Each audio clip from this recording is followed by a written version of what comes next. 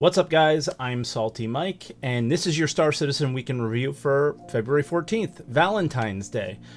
This week, they shared what went wrong with 3.16, and I don't know if you guys know, but we're on the road to Pyro now. Sounds familiar from something last year, right? And yeah, another holiday, another day, another sale. Star Citizen, everyone. All that and more on today's Week in Review.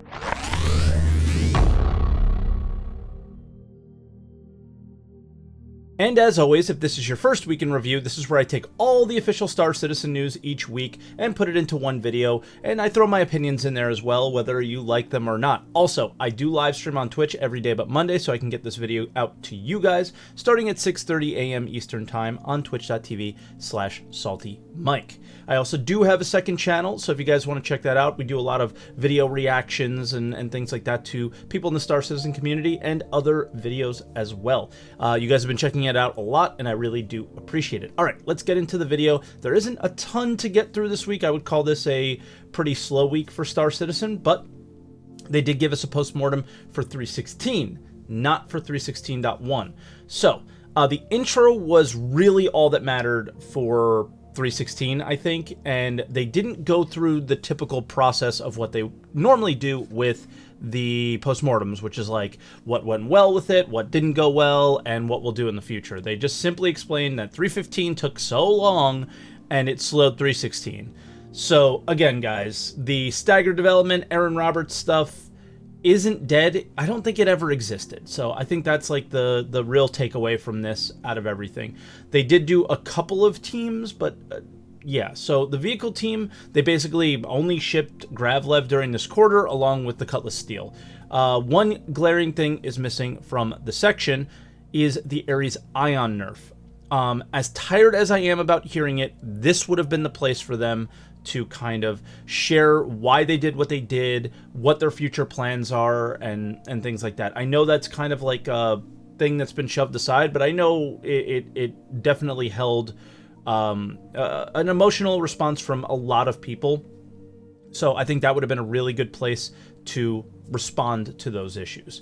The other issue for me is the fact that they feel they're delivering drop ships like the Cutlass Steel. Sure, you created a ship with seats and mounted guns, but can it complete its task?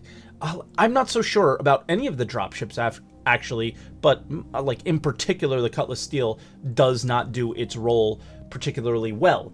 Every ship labeled as a dropship currently, like, it just doesn't have the survivability that dropships would need in a combat scenario, like, let's say, Jumptown, right?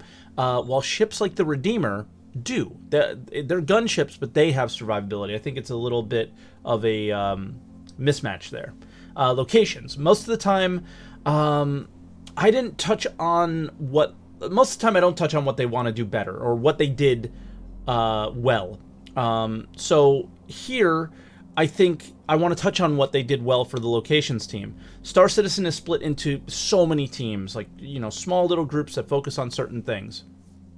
With this, they had complete control. The one individual team had complete control over the entire derelict experience. And I had a discussion with the mission feature team, and they made the bunker missions with the reputation, and like as your rep goes up, you get more interesting missions.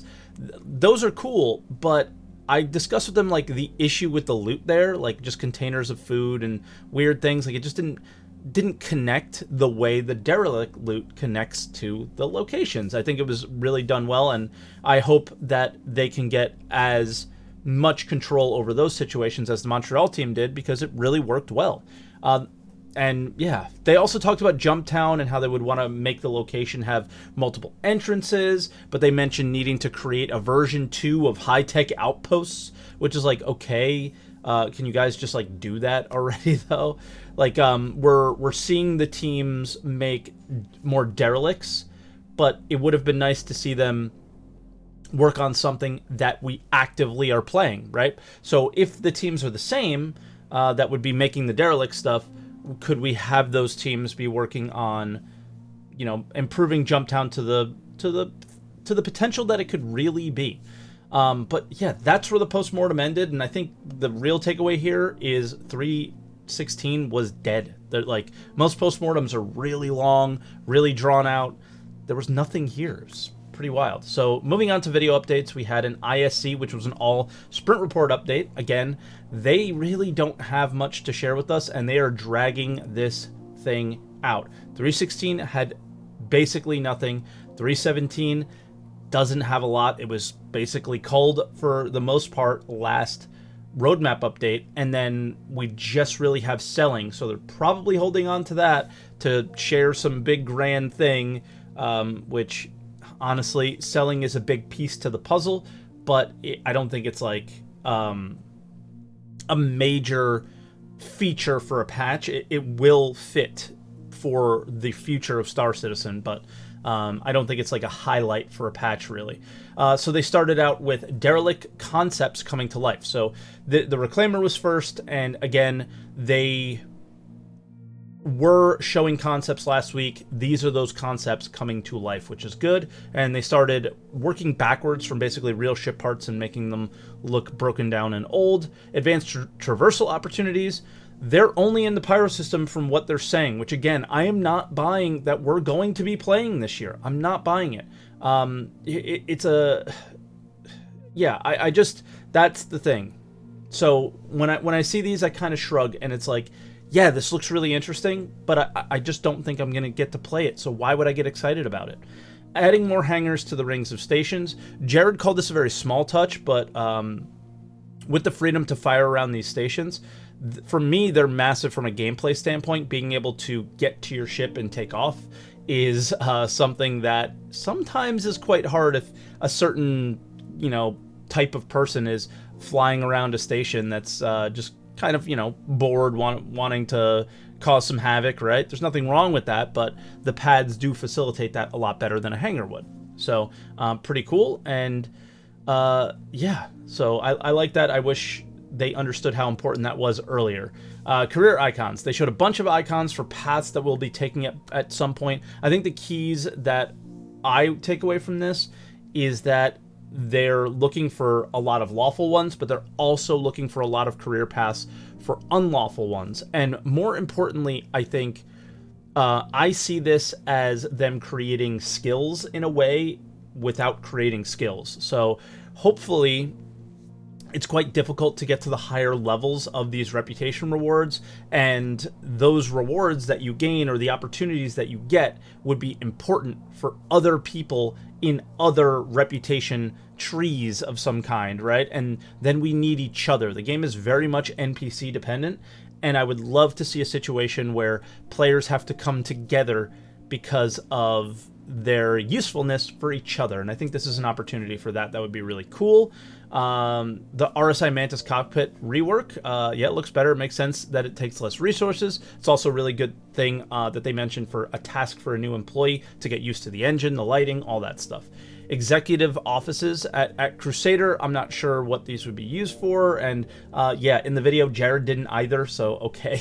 The Drake Vulture is looking a lot yellow, but looking nice. A lot less yellow, I should say, and looking nice. The Hull A is looking good, and they said they'll do a deeper dive later in the quarter on it, so okay. That is one of the kind of feature things that are coming to 317 is the Hull A. Sadly, that's a feature that's coming, but again, the whole series we've been waiting for quite some time. The Band of Merchantmen is still showing the main areas in white box. They showed a lot, but if you're interested in the ship, make sure you check out the whole clip. The white box for me, maybe I just don't have the vision for things, so it's just not exciting me. And I have the Band of Merchantmen. I'm very excited for that ship, and I'm just waiting for the gray box, I guess. More concept art. This time it was derelict outposts, rundown versions of what we saw at CitizenCon, but it's not just a concept. Again, like the other derelicts, that we're seeing them in-game. They're in white box in-game during this report, so like something is getting done, and that's what's good. It's not just them selling us the dream of a concept image, right? SCL was with the Planet Content team, and they did a Q&A.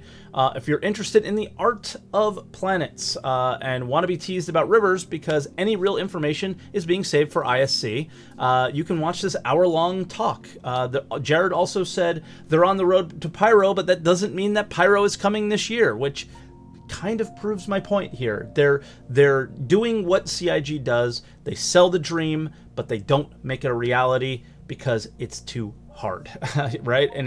But they need to sell something, so that's the thing that they're deciding to sell. They've definitely had a meeting early this year and said, this is what we're going to push. And it totally makes sense to push Pyro, right? Because what is the art team going to do? They have nothing to do. They need to make more star systems. The community team or the video production team has to push something, and that's the visual thing that they can push, because gameplay is not easy to see probably until it's really far along. And what is the current thing that is gameplay? I guess it's just selling in 3.17, so they obviously have to push it. But I'm starting to get a feel, this is my personal opinion only, I'm sure a lot of you guys are fans of the SCLs, but I think they should be like every other week now, because they're just not interesting anymore. There's very few that are really gameplay focused for me. So essentially, I do take every other week off because I just can't sit through these anymore. They're just boring to me. Other updates, we had Coramor, which is the Valentine's Day celebration, which is just another sale. Here are the skins they're selling. They're also selling that Heartseeker F7C or whatever. I think the color is kind of cool, but as usual, it's only on a couple of ships. So good old paint system strikes again. They're selling the HoverQuad. It's, yeah, this thing, I don't know what you do with this. It's basically the LTI token of the first quarter or whatever. So, $25 for real money, 30 for store credit. So yeah, kind of interesting. The sneak peek is showing that they're actively working on those derelict concepts again in game. So that is good to see. And lastly, there was a lore post, which is an excerpt from an old Imperator's autobiography. So if you're into that stuff, links will be in the description. Guys, thank you so much for watching. I hope you guys enjoyed the video. Yeah, so we're just kind of in this dead place for Star Citizen, which is kind of disappointing. Honestly, I just personally have... It's been a while since I've been this disinterested in the game as a whole. I think Xenothreat's been going on for a little bit too long, and I just enjoyed Jumptown so much. I'm kind of really looking forward to getting back to it. I think that's what it is more than anything. But yeah, there's just not a whole lot to be excited about on our clients right now. 3.17 doesn't have a whole lot to be desired for either, other than, like I said before, it is a good puzzle piece for the future, but as a feature and like, yeah, I'm really hyped for 3.17, I just don't feel it. What do you guys feel? How are you guys feeling about the game? I'm noticing like view counts on Twitch, view counts on YouTube are way down. It just feels overall that people are just kind of disinterested at the moment, and I think we need a little injection of something to do in the game, and something new, something exciting. And yeah, I hope they can deliver it in the next 3 to 6 months. It would be nice. But yeah, like I said late last year, this is not going to be the year for Star Citizen, and I'm really feeling that right now. But anyway, guys, thank you so much for watching, and I'll see you guys next week.